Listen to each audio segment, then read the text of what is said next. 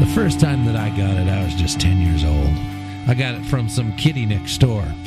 I went and seen the doctor, and he gave me the cure. I think I got it some more. They gave me cat scratch fever. This is the Community Solutions Podcast. Jason Bradley, Andrew Richter. No, I don't know what song that is. You don't know what cat scratch fever is? I've heard it. I don't remember who sings it. Ted Nugent. Oh, yeah. Yeah. Well, I know him. Yeah. I thought that was a fair song given our local lowdown. Was that a softball thrown to me and I missed it? Oh, okay. No, well, I mean it's one of his most popular songs. Yeah, I mean, I only know he's conservative, so that's why I like him. Okay, so I don't really know his music. I don't like everybody that's conservative. I don't know. Even if I agree with them, I might not like them. In the realm of music and acting, I can see that. The realm of just anything. I don't know. Maybe I'm getting too old and crabby. Hey, guys. How you doing, Minnesota? It's good to have you around for another week. We are so thankful you're here.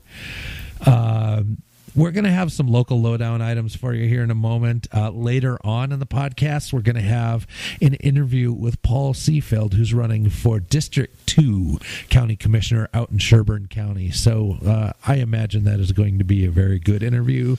Paul, we've known a long time. It ought to be terrific. I'm sure it will be. Terrific. How you doing? I mean, summer's winding down. I was thinking about that today. Yeah. I tell you what, the older I get, the more time flies. The more time gets away from you. Don't you think so? I mean, it seemed like it took me 100 years to grow up, and some people think I still haven't. But from age 0, we'll call it 0, to say in your mid-20s, seemed like for me that it took 200 years to get there. Yeah. And the last 20 years have just flown by. I don't know where they've gone. Yeah. I really don't. So, I mean, and the summer was very much like that. I had a great summer.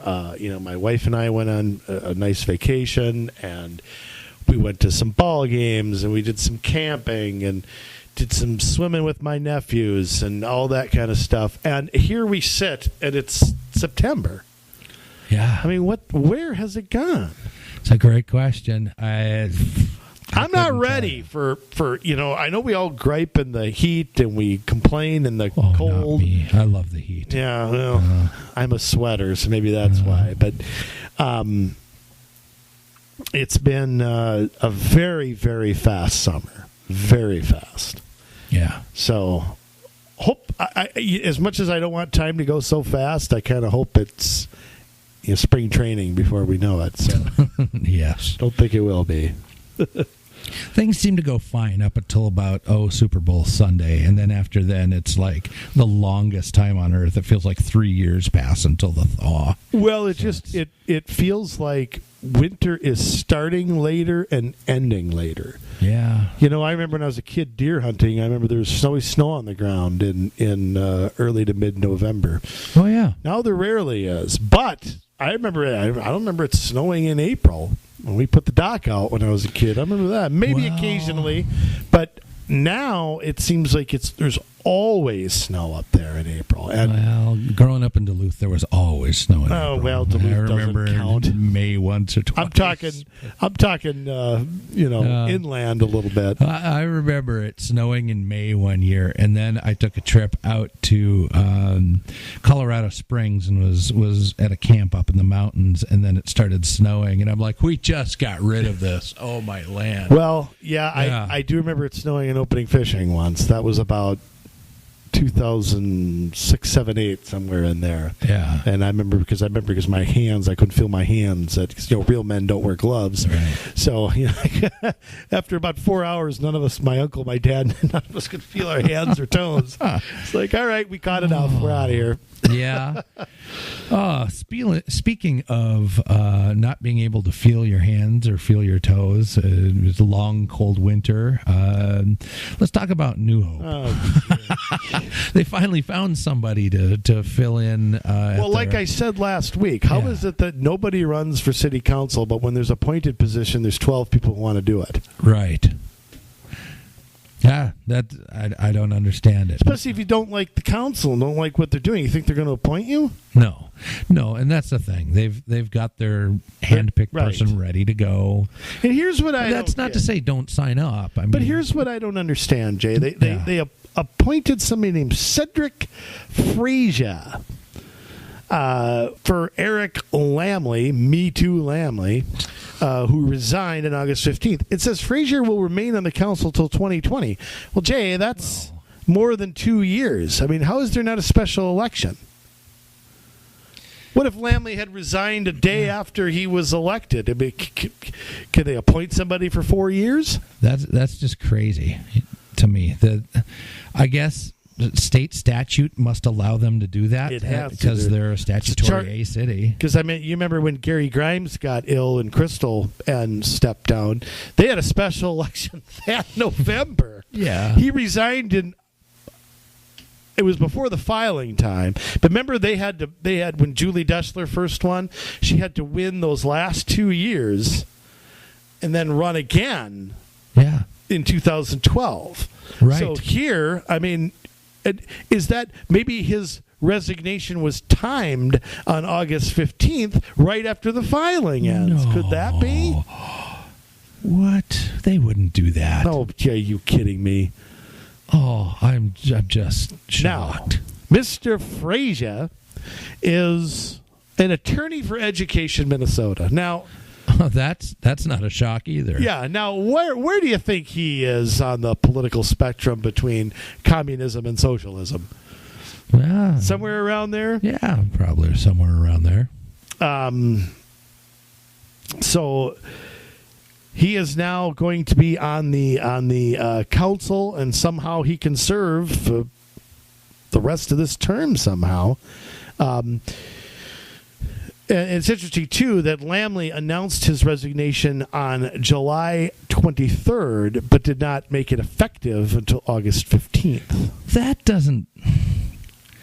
doesn't seem ethical to me. I'm sorry. Well, it says, according to state statute, if a council seat is resigned after the filing period, it must be filed via appointment. So yeah, but this was... said he was doing it beforehand. Well, remember, New Hope filing is earlier. Right. But obviously this is timed. I mean, Lammle could have said, obviously he was planning to move prior to last June. So he pulled a fast one here, and the council, and that he probably got together. I mean, I guess I am accusing him of this. They probably got together and said, oh, hang on for another couple of months. So now we don't have to have an election, and we can just appoint somebody and make sure that they vote 5-0 like he did every single time he voted. Yeah. So pretty, again, New Hope, I mean, I don't know why you people aren't marching down to City Hall with pitchforks, man. I don't know why you're not doing that. I don't know why nobody's parachuting in and, disrupting a few meetings. But apparently, I don't know if there's a Rip Van Winkle lives there or what. But, I mean... This is as corrupt as you get, practically. I mean, this is clearly stinks. Yeah. It stinks like cat poop. It does. Speaking of which, over in Crystal, they're looking at getting rid of most pet licenses. It's what it sounds like. Wow. Going in the opposite direction. That is a step in a direction that most people would not be willing to make. By people, I guess I mean cities. Yeah, and I would say, too, when I had my pets in Crystal, I never licensed them with the city. The city would have to break my door down to get me to do it. Yeah. They'd have sent me a bill, and I had to wipe my butt with it. So, oh boy.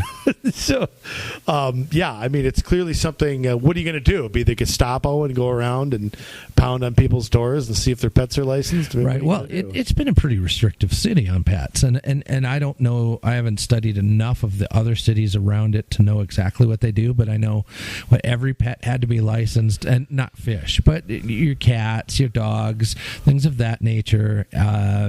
And if you had more than 2, you had to get a private kennel license. Yes. When there was a fee for that. Yes. And again, I mean, I don't want to live next door to somebody with 31 dogs or something. I mean, but that's an anomaly too, Andrew. True, but we have measures in place for people that do things like that. That's true, and we aren't using those clearly. I mean, clearly that's part of the issue is lack of enforcement. So if you're not going to enforce it, then there's, I just think, again, reasonable people can agree to reasonable limitations. What I don't like is, tacking fees and licenses and permits on that. How many dogs and cats are euthanized because there isn't a home for them, and to add a fee onto it, serves what purpose? Right, and it wasn't a one-time fee. I mean, that's what Crystal's talking about doing. You license a pet, it's licensed for the life of the pet, versus having to renew that license on a regular basis. Mm-hmm. Yeah. That's definitely a big step in the right direction. Yeah, it's hopefully we'll see other cities follow the lead. I doubt it, but maybe a handful will. Maybe. Jay, but, who knows if anybody else will do that. Well, we'll see. But I guess I was a lawbreaker. I was a pretty bad lawbreaker at Crystal. Some of the things are catching on from Crystal and making its way to some of these other cities, and it'll be fun over the next 10 years to see how things maybe have changed a little bit. I just want to live to see it. Can I just live to see it? Yeah. God not take me before then? Yeah, absolutely. People are starting to talk about how having a lot of debt is a big issue. And yes, there's a little chart out there I saw on the Twitterville of Golden Valley, New Hope, and all these cities with humongous debt. Then you see Crystal way down there. Champlin, our friends in Champlin are pretty low as well. Coincidence that we know a lot of the people in the council in those two cities? Possibly.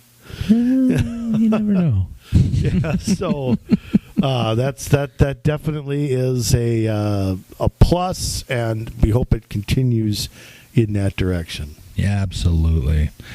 So just some little tidbits today. We want the meat of today's podcast to be all about our interview with Paul.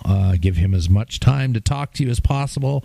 So we will be back directly after a short break, and you're going to hear all of the wonderful things that he has to say. Or not. Maybe we'll just pin him to the wall. I don't know. No, it'll be good. Just stay tuned. It'll be interesting. Hey, this is Jason Bradley from the Community Solutions Podcast. I just want to take a moment and talk to you because we are neck deep in election season and people are getting their campaigns into full swing. And we wouldn't have it any other way than having you out there in the community meeting your neighbors and growing Team 20K. You know what, though? Some of you out there I know could use a little extra bump, whether that's some strategy, whether that's learning how to read a comprehensive annual financial report, whether that is understanding your city's comprehensive plan. We're here for you. So get a hold of us, and we would love to sit down for a consulting session with you. Nobody else in Minnesota does this at the local level. All you got to do is reach out to us at commsolutionsmn@gmail.com. That is commsolutionsmn@gmail.com, and we will sure make your campaign competitive. All right, enough of my yapping, and back to the show. And welcome back. As promised, we have a fantastic interview for you today. We have Paul Seefeld, who is running for Sherburne County Commissioner, District 2. Paul, welcome to the podcast. Thank you for having me. Absolutely, our pleasure. I've known you for a long, long time, and Andrew's known you for quite a while as well, so it's a pleasure to have you here. Well, you're running for county commissioner. That's a big step. That's, you're not running for dog catcher or something like that. But talk to us a little bit first. Let's get to know you. Let everybody else get to know you the way that we know you. Tell us all about yourself. Wow. Well, raised in Crystal, Minnesota, and went to Robbinsdale Cooper High School. Graduated from there. Then I did 8 years in the Army National Guard, 1 tour in Iraq, right after basic training in Fort Sill, Oklahoma, and 16 months in Iraq. We got extended there. It was hot. I bet. Almost as hot as it's been here this summer, I imagine. Yeah. No, the dry heat is much better than the humidity of Minnesota. Yeah, I'm sure. got married in 2012. My wife Janelle, we've been married, almost 7 years now. And we bought a house in Big Lake not 5 years ago. And ever since then, I've been really involved in the community, joining many organizations, and I've always loved service. I did 10 years almost in youth ministry as well at my church, and so that was a great time. And what are some of the other organizations that you've served in? Just in Big Lake, I joined the American Legion, and had I known what a philanthropic organization the Legion was, I would have joined a long time ago. I was very impressed when I went to their first meeting to find out, hey, they give like $2,500 a month to the food shelf. Mm-hmm. And so my first year there, I got elected to the executive board, and just this year I got elected to being vice commander. Wow. So, yeah, it was quite an honor. I did the parades with them. We have 2 parades that our Legion does, the Big Lake Spudfest Parade, and then there's a country club, the Carefree Country Club Parade, and they do that the weekend before July 4th. And it's at the country club, they do it with golf cart parades. It's great. And we lead the way with the flag. Everybody stands up and get a little dust in your eye. So, yeah.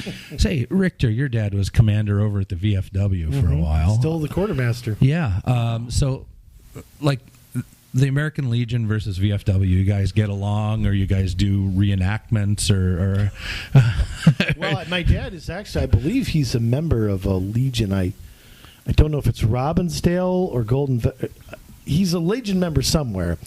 But Legion is different from VFW service requirements. Yeah. But as far as I know, they get along fairly well. I don't think there's any Gettysburg moments or anything going on there. But, so in fact, a lot of VFW members do belong to a Legion too. And yep. He might be out in Fridley now, my dad. Usually it's... you're involved in both, or you're a member of both, but you're active in one. You're active in either Legion or the VFW. Okay. That's a lot of people are both, and it's not a bad thing. Now, Paul, let me ask you a question here too.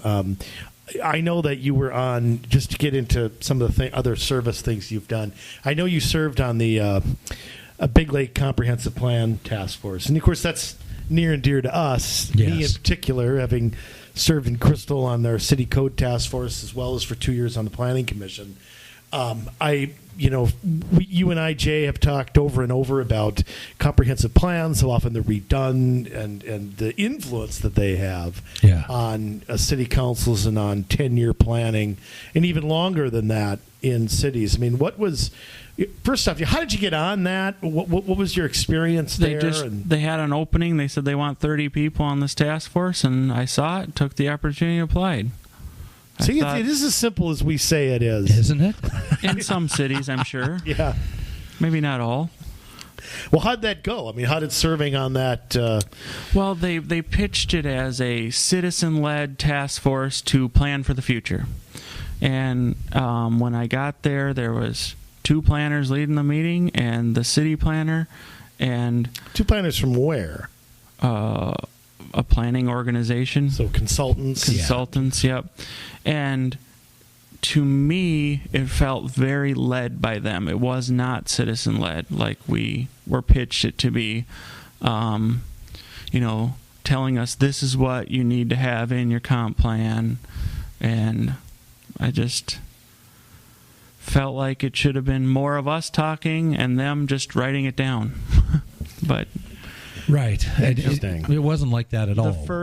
I say that probably the first 4 months were us just being talked to, and in my view, it was to get us all on the same board. And then finally we started saying, yes, we want this. No, we don't want this. And it's like, but for the first 4 months, it was nothing but just listening kind of things. So the experience maybe when the cities tout citizen led this, citizen then led that, you can say firsthand how, well, maybe not that was really the case or not. Yep. I've been saying stuff like that for a long time. It's good to get confirmation of it, because when I was the chair of the City Code Task Force, the city told us nothing whatsoever. Right. Mayor Adams and the council barely, they attended sometimes, but there was no leading from them or city staff whatsoever. And I don't know if we want to get into it yet, but that brings a great point up that too many times city staff and county staff are directing the boards on what they should be voting for and telling them. And it needs to be the other way around. It needs to be the boards who work for the people, the councils who work for the people, to direct the staff on, we want this done, because the citizens want it. Not the staff saying, hey, council, you need to do this, this, and this. Now, before your next question here, I want Paul to explain. We talked about Sherburne County District 2. And, Paul, what is that exactly? District you live in 2. Big Lake, so just tell the folks, what is the borders of District 2? The borders are the township borders. So to the south, you have Monticello, the Mississippi River. West, you have Becker. North is Orrock Township. And east is Elk River. But all of Big Lake Township and Big Lake City is my district. Okay, so everybody in Big Lake, you live inside Big Lake, you live outside Big Lake in the township, you are Sherburne County District 2. Yep. Great. And since we're kind of getting into that a little bit, and we'll do it again at the end, but just so people can play along at home, what is your website for your campaign? That would be paulseefeld.com. SEEFELD. Good, quick and easy. Any way you want to reach me, you can look up Vote Seefeld. I got Vote Seefeld, Facebook.com, Vote Seefeld. Twitter, Vote Seefeld. Instagram, Vote Seefeld. And my email address, voteseefeld@gmail.com. Yeah, it keeps it simple. Well, good. So, you're running for county commissioner. Why? Many people ask me to. So I ran for city council 2 years ago. I came very close to getting on the city council. And I was told, hey, Paul, just because you lost isn't a bad thing. Now you got some name recognition. We see an opening here for you to do great things, and we think you should run for county commissioner. So it was a calling. Sure. Yeah, I guess they always say that, the people who want to do it shouldn't be doing it, and the people who don't want to do it are, asked to do it, and they step up. I always say this: if you've got to twist somebody, nail them down, paste their hair on the wall, they're the wrong person to run. Yeah. Now, I would also say that if that's the case, that it's people who don't want to run that everybody in New Hope should be running. we get a New Hope joke every week. I like that. Now, Paul, we should mention this is an open seat, correct? Yes. The person is not running again, and you got through a primary on August 14th. So just to mention that real quick, Big Lake Township, you're going to have a new commissioner. This is an open seat that you're running for. Yep. Okay. I also imagine that you aren't just running because people told you to run, Paul, right? I mean, there were probably some things that you noticed that could have been done better, Sir. And so what is your campaign platform around? Tell us a little bit about why you want to run. My points are, I think government needs to be more transparent, and I don't think it does a good enough job. Some cities I've seen do a pretty good job. They put out, hey, this is the agenda for tonight for their meeting, and then the next day they put out, oh, this is how they all voted. I think that is spectacular. They publish all their work session meetings. Currently, the county board meetings are recorded. They are not published. They're by request only. I totally disagree with that. It's an audio file. They're very small files. You can put them up on a website very easily. So if I want to see the latest county board meeting, I actually have to request to see it? You have to request. It's an audio file, so you have to request to get that file. Yes, sir. That's what I was told by the county people, because I asked if they were recorded. They said yes. Their next renovation what is it, next on AM year. radio? I mean, Yeah. gosh. Yeah. Wow. I mean, as boring as Hennepin County meetings can be, and I have to like put a shield around my TV so I don't throw things at them when I watch them. Every single one is on almost daily on Channel 6, I want to say. Yeah. The public access. Yeah. So I mean, as bad as they are, okay, I can actually watch them without requesting them. Right. Yeah. It should be that way. Well, I mean, it's not 1938 anymore. I mean, the county should have Windows 95. I mean, they should be able to put this out there. I mean, there's really no excuse for it other than they don't want you seeing what they're saying or listening, or they want you to find out about something after it's done. It's almost to the point nowadays where audio files are lower than a photo file. Yeah, I know. Yeah. It's not hard. I mean, yeah, with all the filters and stuff that people use, especially like with Instagram and all that now. Plus, you know me, my wife and I still write checks. If I can figure it out, then What? Wow. Yeah. I don't think I've written a check in years. Oh well, I dusted off my VCR the other day, so that's Oh, my gosh. So if I can figure, so how was the first Tron movie? WrestleMania 2 was very good, Okay. but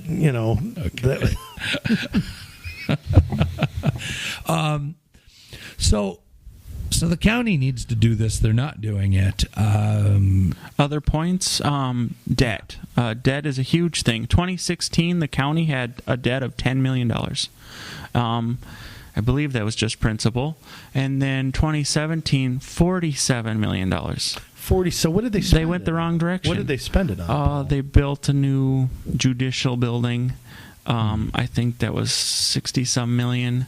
But yeah, that was a big thing. And if we don't have debt, if we have reserves, we can pay for things in cash, and then we don't have interest, so we're not paying longer, we're not paying more. So I'm not saying we don't need nice things in the county. I'm saying let's pay for them responsibly by not going into debt, because the debt just makes somebody else richer. It doesn't make us richer as the county. Well, we've always said that when you go into debt as a city, it's a hidden tax. I mean, we get to see what the principal is on a bond, but we're never told what the interest is on a bond. Well, and then it gets even more deceitful because they'll talk about the low interest rate. Right. But if on a 20-year bond, even a 3 or 4%, it can add up to millions of dollars. I mean, we've seen that time and I don't want to keep bringing up New Hope, but we brought up how they're touting a $20 million city center, city hall, police, which I don't know what that does to the benefit of the citizens, but the actual cost of paying off the debt, something like $28 million. Mm-hmm. So that's the actual bill that you're getting as taxpayers.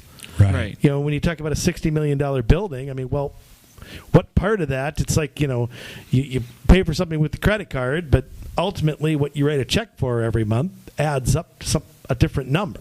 Yep.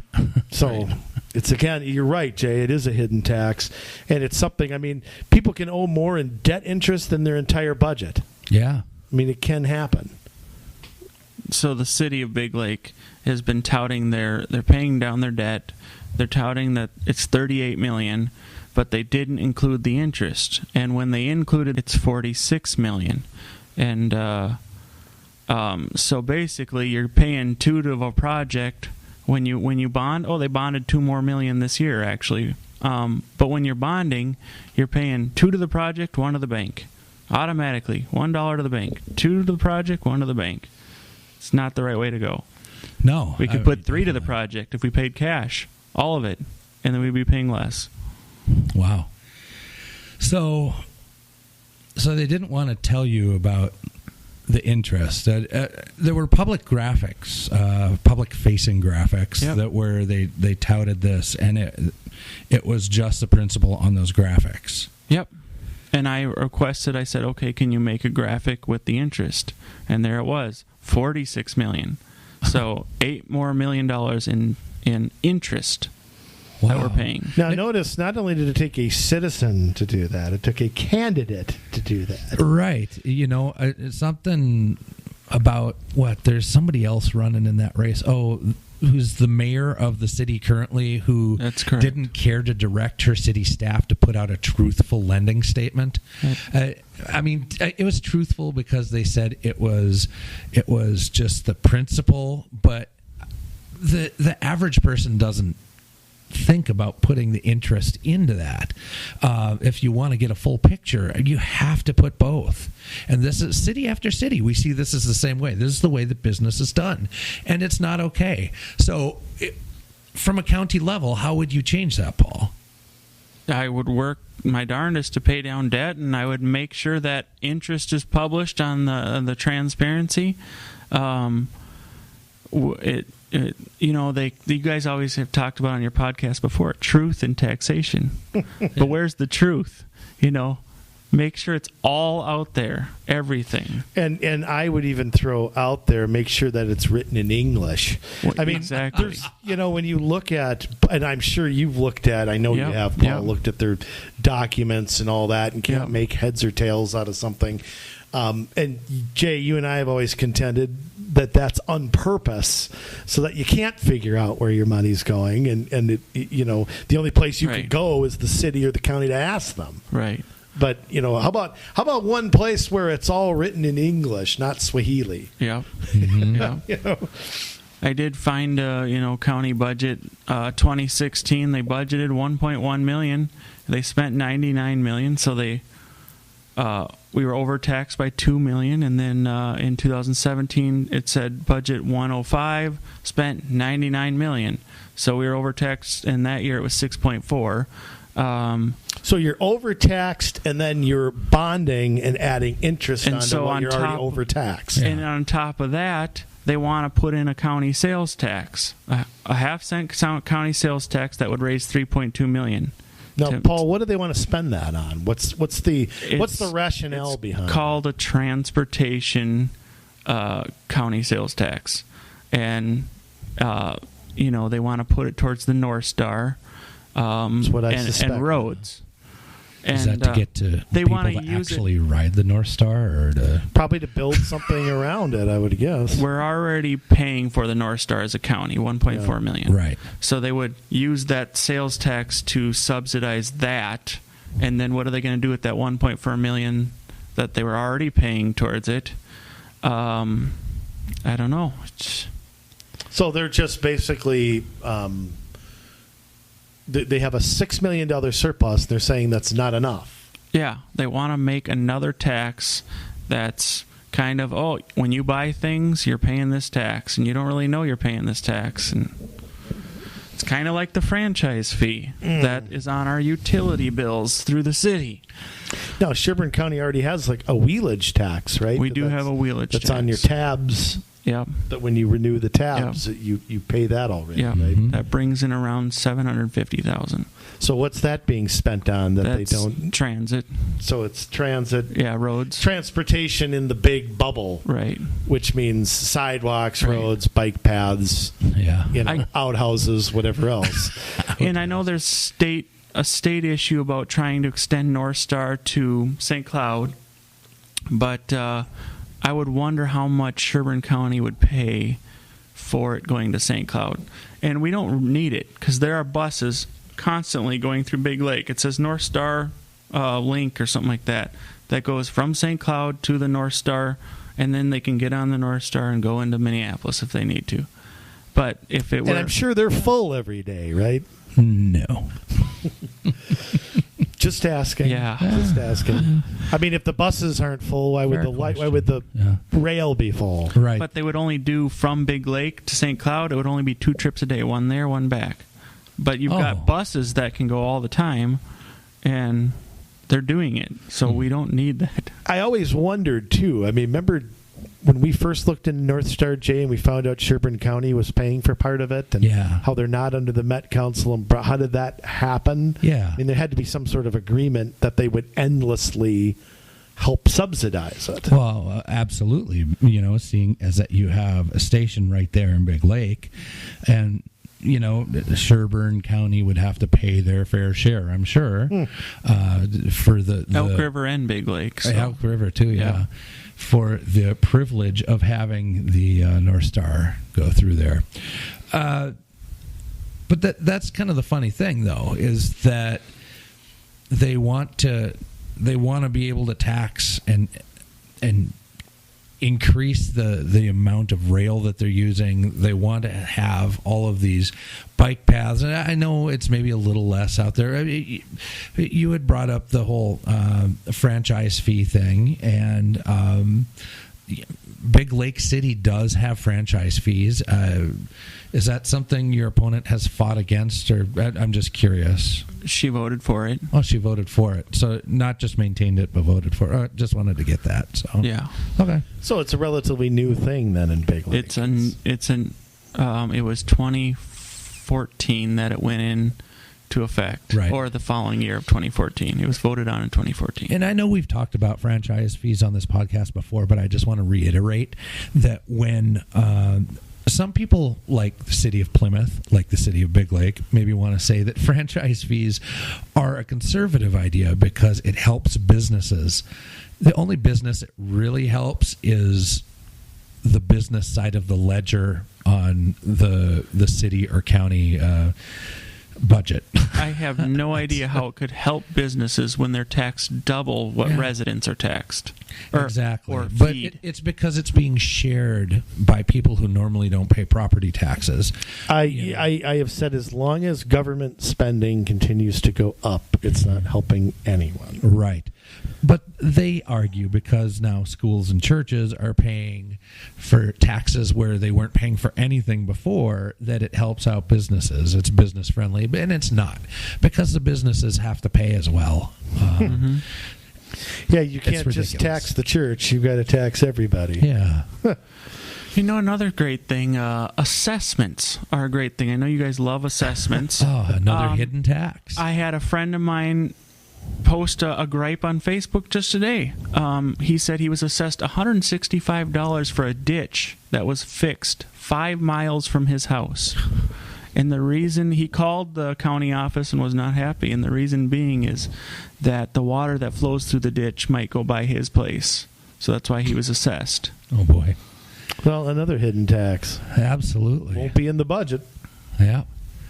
Yeah, and that may not seem like a lot, Paul, but I mean, when you add that with the franchise fees, with the bond principal, and the how bond many interest, properties and the property along that taxes, line are being assessed? Yeah, That adds up a lot. adds up a lot. I'll Yep. tell you. You know, that's like saying, Andrew, that we're going to fix this end of the street up in the north part of the city, but the people down in the south part of the city have to pay for the repairs up on the north end of the city because a car might drive from the north end to the south end and wear and tear on the roads. Well, that sounds like the back when we did the assessments in Crystal, that was exactly the things they said. They made the case that everybody uses the road, and because assessments in the eyes of the Minnesota State Supreme Court, quote, enhance the value of your neighborhood or home, which I would challenge that because there's a million things that affect somebody's home value. You can't single out one thing. That is an argument that is valid. And even though we laugh at it, legally, that is the law in Minnesota. right. So I can not only tax everybody, I can assess everyone on top of it. Because if you look at the way Crystal paid those things, they have a revolving fund, which is, I know I'm going off topic here, but they have a revolving fund, a street reconstruction fund. Then they get state tax dollars from municipal road fund, and then they add the assessment on top of that, plus the interest. And it always hurts the people at lower and middle income because they don't have the money for the assessment. They have to pay that over time. Yep. So there you go. There's my rant. That's nothing wrong with that. But I mean, again, according to our, lawyers who wear robes, even though I've said this before, you can't single out one thing that affects property value. It's impossible to do that because you've got to look at homes, conditions of the homes around you, local schools. I mean, you name a million things affect the price of a home. Economy. I mean, nobody's value of their home went up during the last recession if there was a road construction in front of their house. Right. Why? Because the housing market was completely different. Now home values are going up if nobody fixes the road in front of them. So there's no way you can single that out. Mm-hmm. I'm glad you brought up home values, because the values of homes in Big Lake went up, and so the money brought in from this value went up into the city 8%, and instead of putting it all towards debt paying down, which we have a lot, and as I said, if we pay down our debts, we're stronger, and then we can buy the things in cash that we want. But our current council, my opponent, wanted to spend that money. So that money is already gone. And it's like you had an 8% increase. You could have just left your spending the same and put 8% towards debt. A lot more. And when you pay down a debt, when you pay down one debt, you can pay down the next debt with more money. Right. Because there's multiple debts in the city. There's multiple debts in the county, different funds of debt. But you can... When you pay down one debt, you have more money to pay down the next debt, and more money to pay down the next debt. Well, that's exactly what they teach you, is as soon as you pay down, in personal finance, once you pay down your lowest balance, you take that money and you put it up to the next balance and add it to what you're paying there. And it's a snowball effect, and pretty soon if you pay the same amount in debt all the way through, you accelerate the rate at which you're able to pay down all of your debt, because you're paying your whole payment towards one thing at the end. Or you just put away your credit card, one of the two. That's what you need to do too. I'm just joking.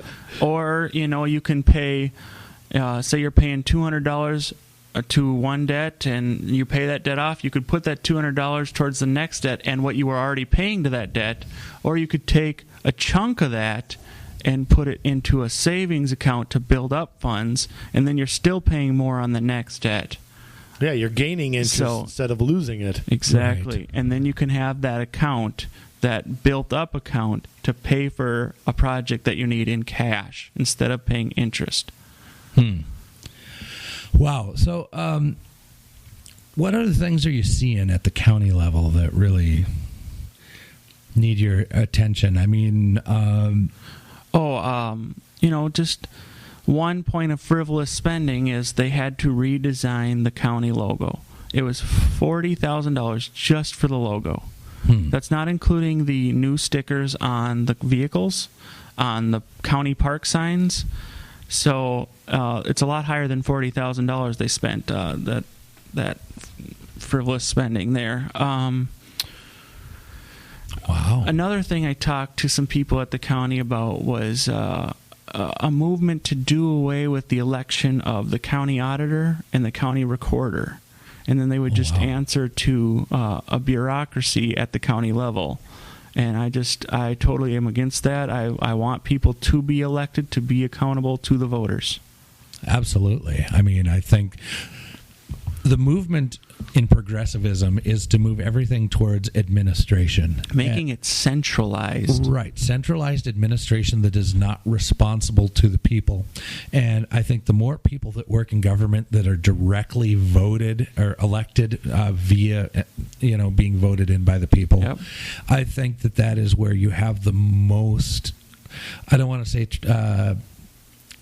It's where the people are able to have the greatest influence on who runs their cities and counties and school ultimately boards. The folks have to have a mechanism to put in who they want and who they don't want. Right. And the more that's taken away, regardless of the reason, the less, I don't want to say control, but government has become so big, so vast, that it feels like you have no control already. Yeah. It's kind of like we've talked about, like judges and retention elections, and we're just going to not vote and let the governor just appoint who they want. Well, then you're going to have the way to fix that problem is to have more people run. Right. It's the same thing here. If you don't like what the auditor's doing or what the recorder is doing, or you don't think that they're independent, then you find somebody to run who is. Right. But if we give up our right to vote for that person, then we're stuck with a 25-year career employee who's going to be subservient to the county. This is why we need a strong elected board that will say, we answer to you, the citizens, and not you, the staff. not you, the bureaucracy. Right. I would agree with that, and too many times, we just see where they want to add more levels of bureaucracy. And I know that we don't agree with directly electing a Met Council, and there's different reasons for that. But you see the power that the Met Council has on the other side of that argument, and you understand why people would want that, because when you have an appointed position that has the ability to have an impact on our taxes and can, grow their own base of power, it becomes dangerous. Well, ultimately, an office has to be sought. Right. The people who get appointed to something, the person who has to work and go out and talk to voters, work their butts off, and spend every free minute doing what Paul's doing right now, ultimately are going to, even if you disagree with them, are going to be better at their job than somebody who gets the phone picked up and said, hey, you worked on my campaign last year, so now I'm going to give you a spot to Met Council District 12. Yeah. Okay. Well, so there is that end to it. But Paul, let me ask you just kind of like a dumb random question, because I'm always curious when it comes to what you hear from the citizens. You're telling us what you stand for and all that. But are there some? That's funny. That's where I wanted to go. Oh, okay. The one you weren't waving to me or anything. I know. Radio, but I was going to let you answer your question, but I wanted to interrupt you from answering your question because I wanted to bring up that, outdoor knocking, I hear this one guy tells me every year I've lived here, he said, I've lived here 6 years. Every year I lived here, my taxes have gone up a minimum of $100. He said, that's $600. If it goes up much more, I can't live here anymore. And I want to keep our citizens in Sherburne County. How about we keep our taxes the same and don't raise them? And what are they getting for that $600? That's what I'd like to know. I'm sure he'd like to know that too. I'm sure he would. Another thing on the transparency issue is a lot of times governments are planning things for many, many years, and we don't find out till it's actually going in place. Mm-hmm. Recently, in the city of Big Lake, on a county road, Eagle Lake Road, County Road 5, there was a crosswalk put in, and it was put in on a 50-mile-an-hour zone. And apparently it was a developer or a planner that planned it there. It was like a contracted thing. But it was put in, a pedestrian crosswalk was put in on a 50-mile-an-hour area. And it was a busy area. Not at a stoplight? It was just in the middle of the... just in the middle of the road. They installed blinking lights for the pedestrian to cross. That's nice. But so then everybody was complaining, this is dangerous for our kids, and I agree. It was very dangerous. So they lowered the speed limit to 40 miles an hour. It's still dangerous at 40 miles an hour. So now what they want to do, they want to put in a light there, a traffic light. We could have, if you had asked the citizens beforehand, we could have put the crosswalk up in the 30-mile-an-hour zone, kind of right by the high school, and had the sidewalk on the other side of the street so they didn't have to cross down in the 50-mile-an-hour zone, and we wouldn't even be talking about putting a light in there. Like we've said so many times, it's a solution in search of a problem. And that's a great solution, and that's something that it's going to cost a little bit of money to fix that, because now it's going to be a problem. Well, that's better than somebody getting run over. It's better, we talked about Vision Zero recently, and that's what they do. They want to put all these modes of transportation into one corridor, which makes it dangerous, instead of looking for the safest place to be able to reroute. Whether it's people who are walking, people on bikes, things of that nature. It's just everybody has a free-for-all, and cars need to slow down, and cars need to slow down, and cars need to slow down. Or cars need to go away. Yeah, well, that's the ultimate goal, yeah. So you've been out talking to a lot of people then in Sherburne County, Paul. What else have you heard, or maybe you've got a good story from being out on the trail? Lots of people talk about needing to pull a permit to do simple things in their house. Mm-hmm. They're increasing the value on their house. They're like, why do I need to pay $500, $1,000, $100 for this permit? Does this permit actually add to the value of the job? I'm making my house better. I'm adding I'm replacing siding and I need to pull a permit to replace my siding. It's already there. Siding's there. I'm just putting up new siding. So everything's already there. I just had to pull a permit at my business on Tuesday, so I can understand. I was pretty angry. Yeah. So again, the government actually getting in the way of good people trying to do good things at the house they own, or business they own, basically. Yeah. It's the same everywhere, isn't it? It is. Let's turn our sights a moment. I mean, you have two sections of your district. You have Big Lake City, you have Big Lake Township. Yeah. We'll talk about both a little bit here in some of the remaining time we have. Big Lake Township. Well, let's start with the city, actually. When you had mentioned that we're not going to sit and bash anybody in particular, but I want to know what your experience is, because your opponent has led the city of Big Lake for a few years, and so, kind of all roads run through City Hall. It just does. You had mentioned about having a lack of ability to listen to county meetings. Yeah. And we know the city council meetings, I mean, no problem accessing those. But they are video recorded. Yeah. But what about work sessions? And work sessions? So this was last year, last March-ish. I was curious, because I went to work sessions and I listened to them, but I was curious, if I missed a work session, how could I find out about that? So I emailed the city administrator and I said, hey, are the work sessions recorded? And they replied back, yes, they are. And I said, can we get them published? And they replied back, yeah, sure, why not? They publish 3 at a time, though. And as I said before, audio files are very small. There's one city I know of in particular that has all their work session dates mapped out, and they just input that audio file right under it as they go along throughout the year. So you can see all the dates for the whole year of the work sessions, and then they just input the audio file right underneath that date. And audio files are small. You can, for a very small price, you can do a off-site, put your files in there, and it'll link right up to your website. Yep. Very cheap. Absolutely. So 3 at a time, what happens once the 3 are out? Well, you'd have to request them. I see. So it's 3 at a time, but you got a time limit. The most recent. No archives.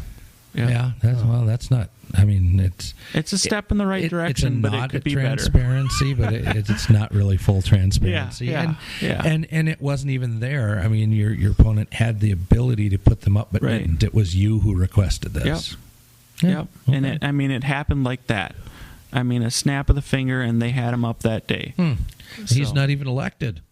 Yeah. And another thing with not being elected, like I said, I ran for city council. Some people had my email address. After the election, I got an email because they wanted to put some new townhomes in an area, and a guy was concerned about traffic going by his house, that it would increase. And I said, hey, why don't you email all the council members? He did. No reply. No reply. Any. Wow. And so then I connected him with the city administrator, who connected him with the city public works director, and they talked about his issue. So he got some of his answers. So but again, not elected. Yeah. I connected him with the right people and helped them find an answer. Great story to tell. I mean, absolutely. You're doing the council's job and you weren't there. It's funny. When I lost, I had the same thing. I had people calling me asking what they should do. Yeah. I'm like, well, okay, I know this guy and this gal. And, Yeah. Oh, boy. So we just have a little bit of time left. I want to touch on the task force that you were on around the comp plan. We've talked a ton on this podcast about comprehensive plans and how much cities, counties rely on these for all of their future land use decisions and housing and transportation. So you touched on it kind of at the beginning where you felt it wasn't directed by the people that were citizens, but by these consultants and staff as well. What are some of the things that came out of that you thought, I'm not so sure about this? Wow, where to begin? That's usually the case, unfortunately. Well, maybe they talk about growth and wanting to annex land. Okay, so that means for the people that are out in the township, and this is kind of where I wanted to go with the township part of it. Yeah. Can you explain to us, or do you want me to? It doesn't matter. Annexation is when, by Minnesota law, cities have a right to annex, and it's usually, it can be friendly, it can be hostile. The township can offer for sale part of its land, or the city can just come in and say, hey, we want this. And there are some stipulations around it, but once the city wants something, they usually get it. There's not a lot of recourse for the township.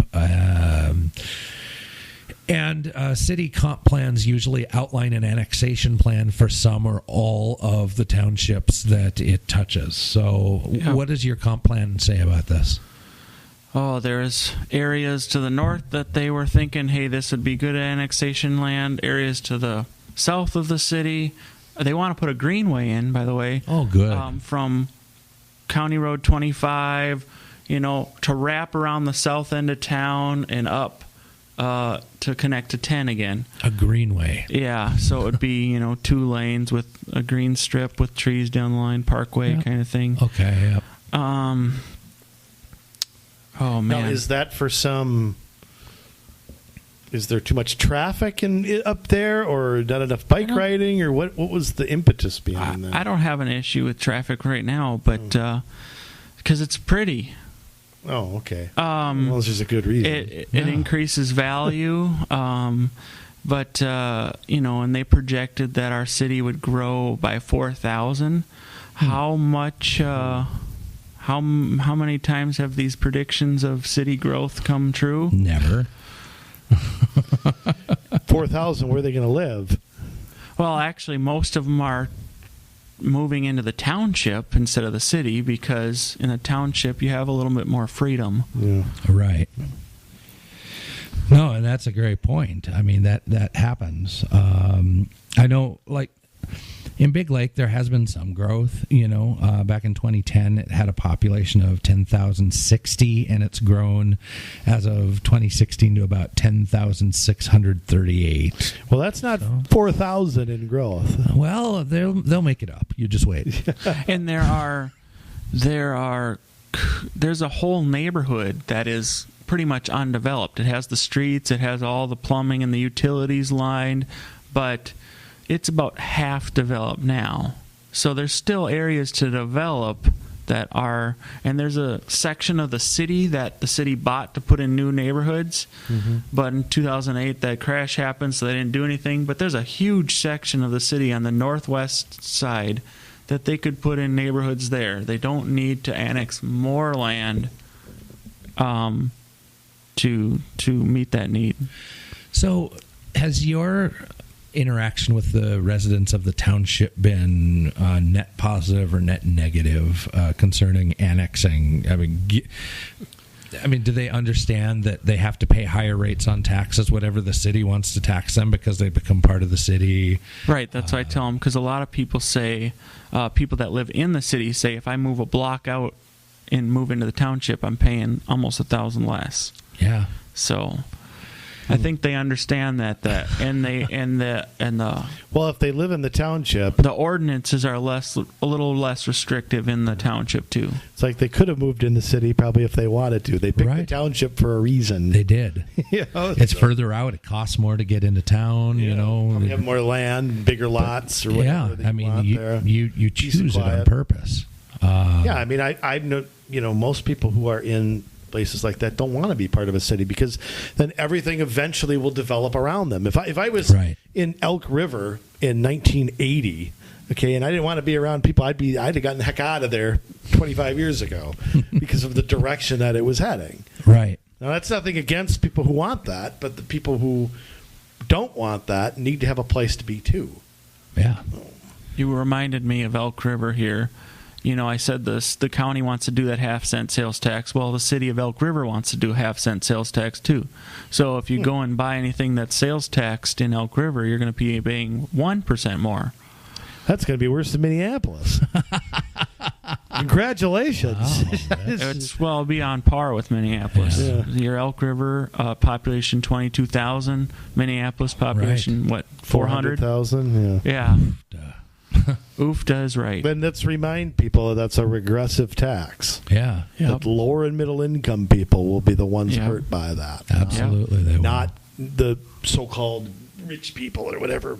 Right. Somebody who has $5 more than you. Yeah. Wow. So the annexation thing is big. Obviously, that affects a lot of things. Back in the city, now I'm trying to rack my brain. Was the city talking about looking into organized garbage hauling at one point recently? Yes, sir. That was when I found out about getting the work sessions published. One of the first ones I listened to, they talked about putting in doing organized garbage collection, which limits our choice to one garbage collector, and we pay the city for that. Doesn't lower our costs. There's so many hidden fees within that. They would have to have somebody at the city kind of administration for that, and so you'd have to pay that person. That's a hidden tax, because that would be paid for probably from the city general fund to pay that employee. And then there's tip-up taxes, which are charged by the landfills to the garbage haulers. So many things, and it was a good 70% were against this. In the work session, one council member said that, hey, you don't get to choose where it goes when you flush your toilet. Why should you choose your garbage hauler? And I'm like, wow. Well, I suppose. I mean, if it means having 5 toilets installed in your home that all run into a different place, depending on what you want to pay. I talked to somebody in the township, and I told them that exact story, and they said, guess what? I get to choose where it goes when I flush my toilet, because I have septic, because I live in the township. Yeah. Right. Yep. Wow. So all sorts of freedom and tax responsible choices happening in the city of Big Lake. Yep. They've had fantastic leadership there, it sounds like. And in township seems to be flourishing much more, seems to be doing well outside of the leadership of Big Lake City. And you want to preserve that, I assume, when you're talking about Sherburne County as a whole, taking the policies that have made that work so well versus some of the more restrictive things that have happened in order to make Sherburne County a better county for people to live in. Of course. So that's fantastic. Any other final points you want to talk about? Anything you want to get off your chest you haven't been able to yet? Or wow, we touched on a lot there. I've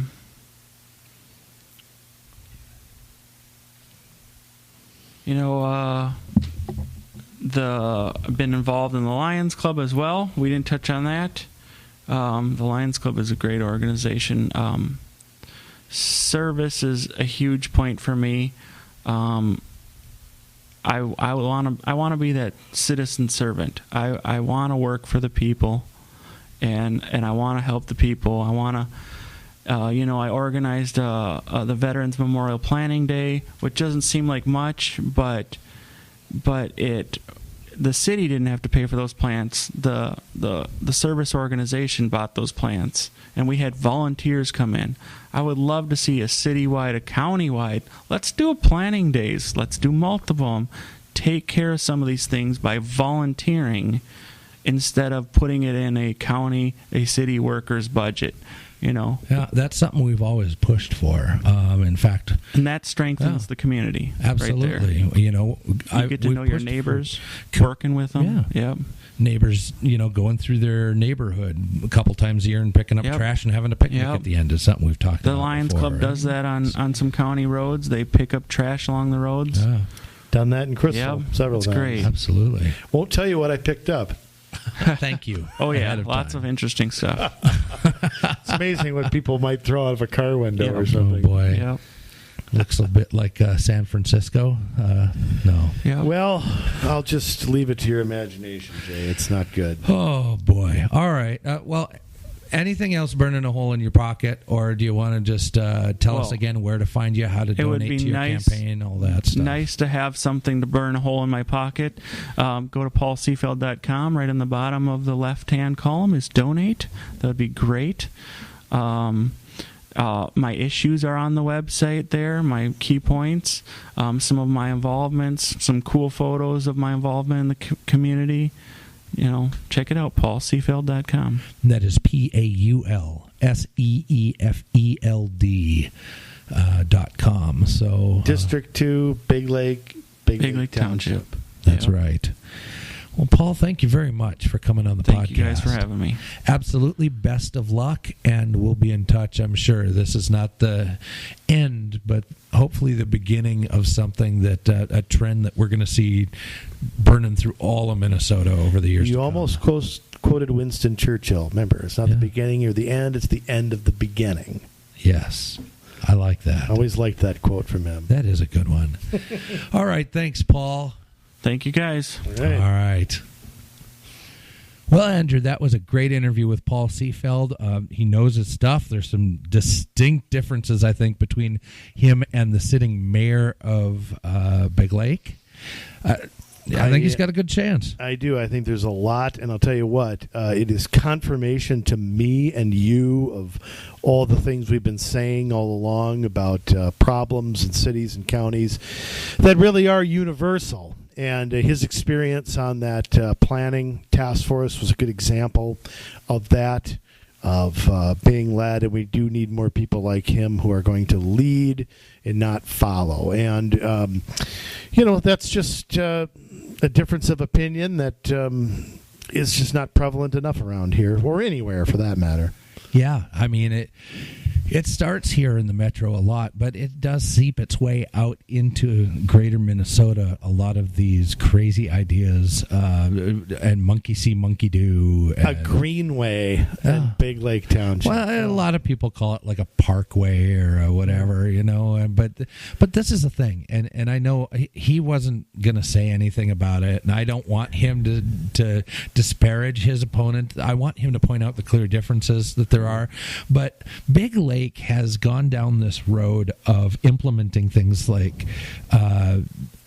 all of this green stuff, and I'm sorry, but it just does not match what people believe out there. I mean, if they really understand it. Well, again, I mean, Paul mentioned stuff about finding out it happens, like that crosswalk, after finding out about it when they're about to do it. It's just a good example of, nobody bothered to ask residents what they thought about something that was already done.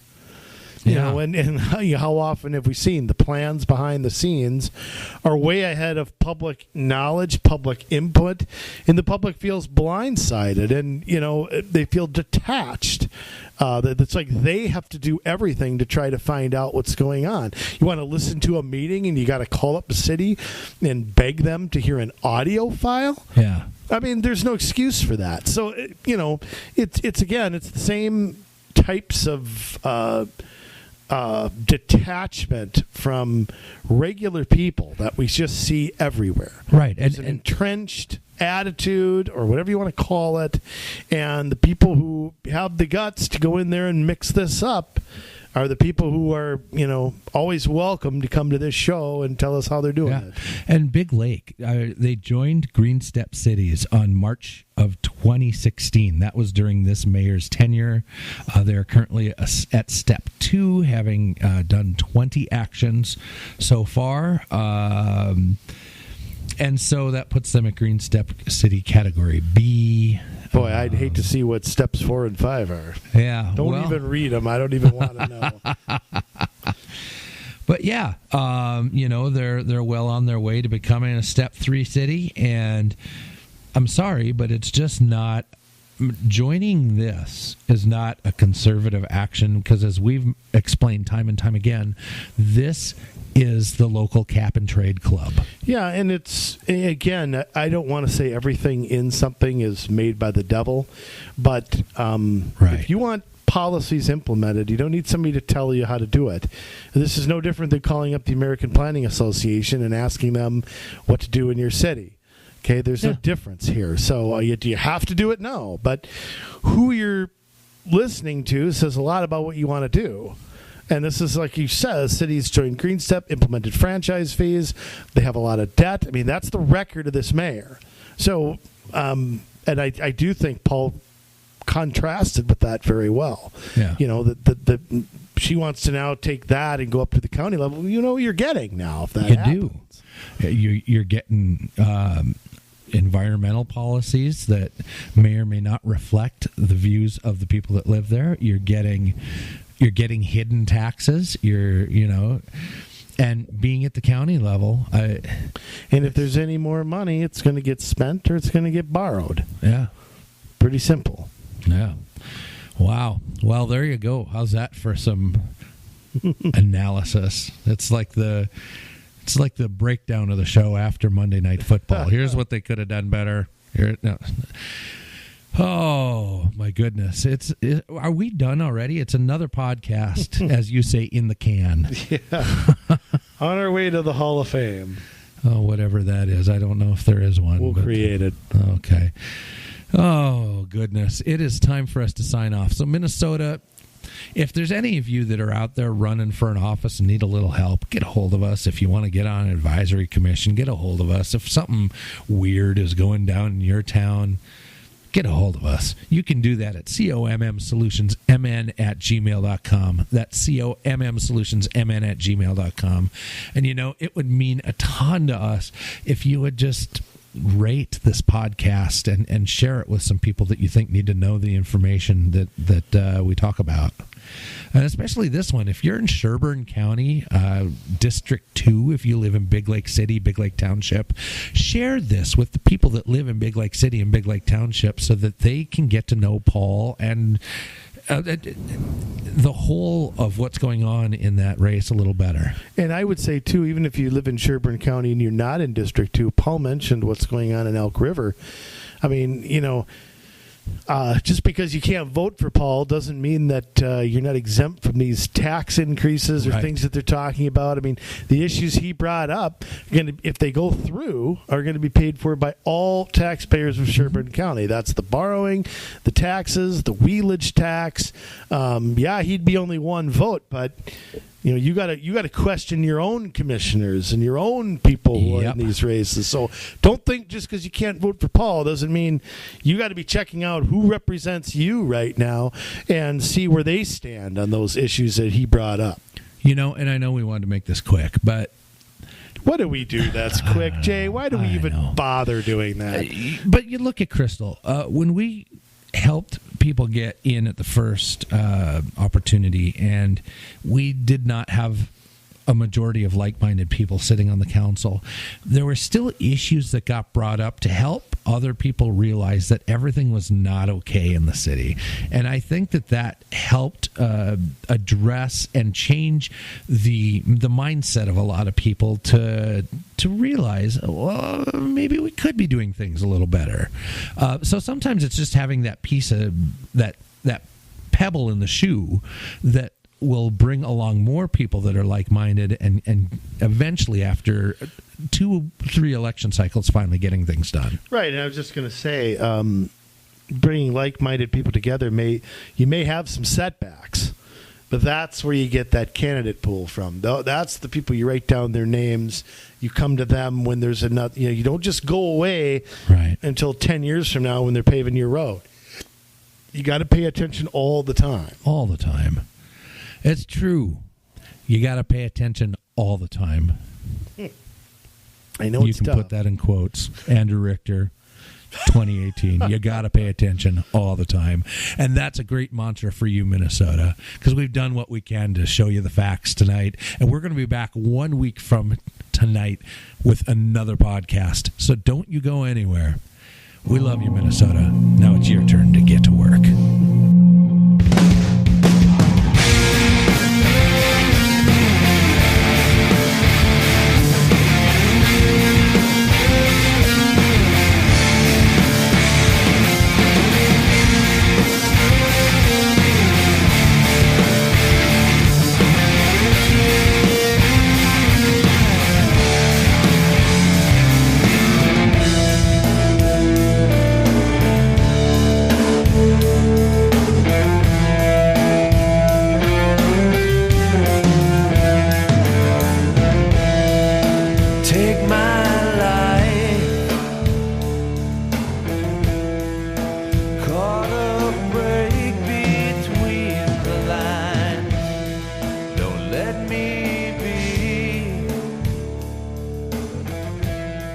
If I get too caught